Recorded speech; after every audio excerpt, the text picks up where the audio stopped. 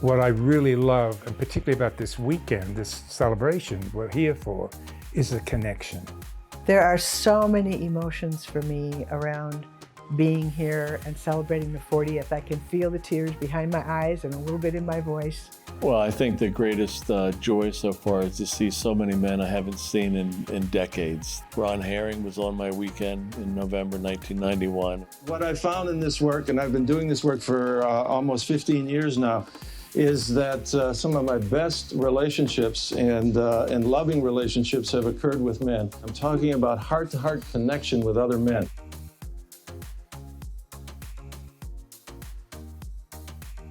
Rich Tosi, just seeing some of the early folks just was a real gift. There is a sense, a strong sense, that what we men do at a training is to take a man's heart, hold it in our hands, and help him see the beauty in his own heart, in his own being. Seeing Bill Kalf last night. We have flooded the world with joy, so to speak, because in the training, there's several places that each man has to face fear. And fear is the one catalyst that when it's transcended, there's a growth experience. The human becomes a slightly more complex being, and God rewards him with this little feeling of joy. So for me, the 40th anniversary is a wonderful pause in time just to check in and look to the left and look to the right and renew connections and to celebrate what I think is an awesome milestone.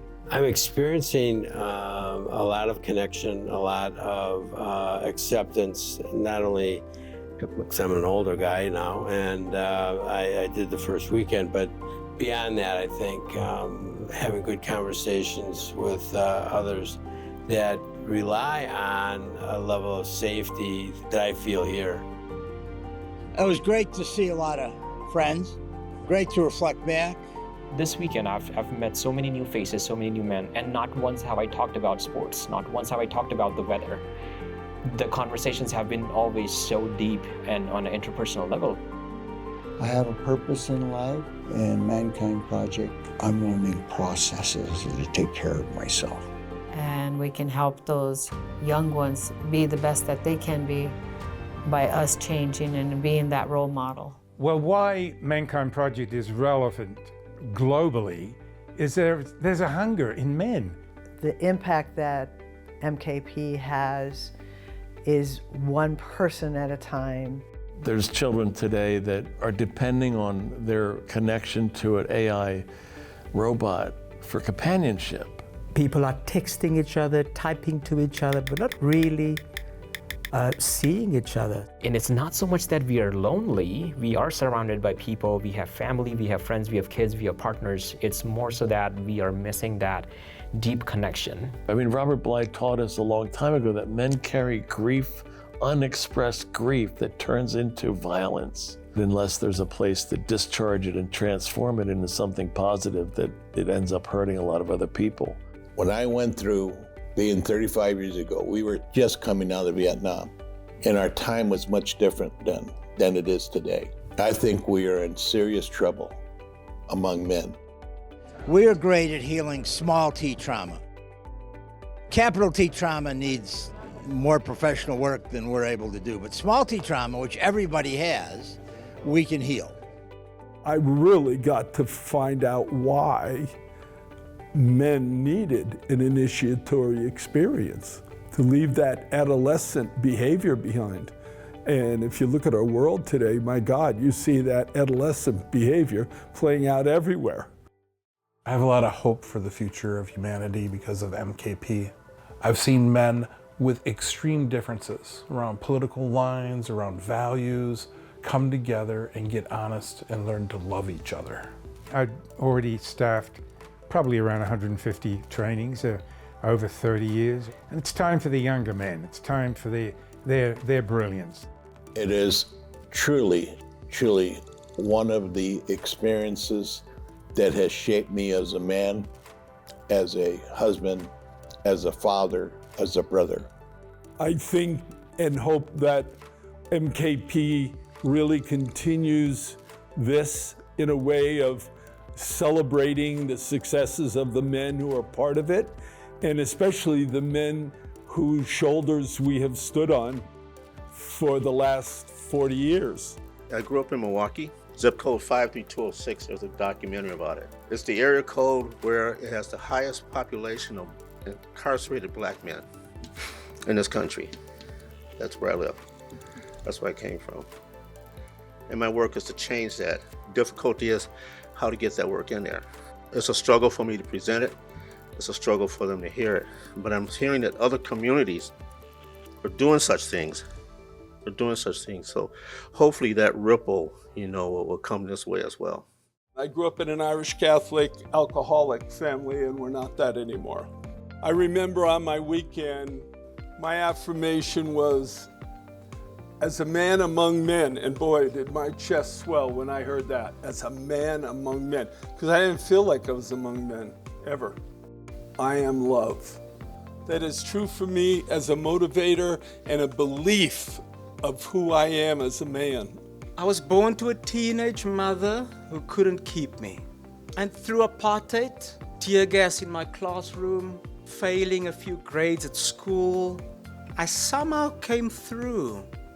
Then at age 29, I heard the drum beat. My heart broke open. The first proverb that guides me when I'm tired: the child that is not embraced by the village will burn it down. I have to go and initiate men. The journey continues. I've spent the rest of my life kind of digging into the garbage can of my genetic inheritance. So thank you for these gifts. I'm glad I got to be able to contribute something to MKP, because that's who I wanted to be. That's what I wanted to do. And there was no other place I could have done that. So thank you to you for helping me be a life where I could be me. And I believe that at the foundation of this ManKind project, this ManKind project, that's why we're here, because of love. With my wounds healed and my mission of service in focus, I know that I can relate to you with unconditional love. This is our birthright, and all we have to do is share it and invite and welcome.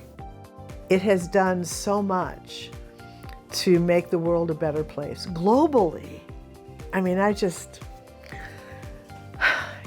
have so much gratitude.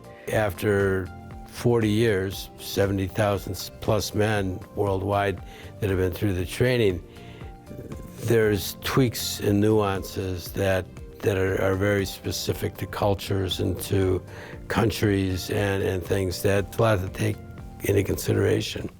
I can envision a future where, all these different people from cultures come together and they will create their own weekend initiation curriculum. That will be a mix of all these different cultures, and I'll be excited to see what that looks like and what it grows and morphs into. I think MKP should maybe focus on planting more trees under which they'll never sit under. So how do we work more with younger men? And we need to realize we can disagree and still respect and love each other. We're human together. We need each other. There's just a lot of hope that the men that we have socially created, that we can break down and rebirth a new possibility.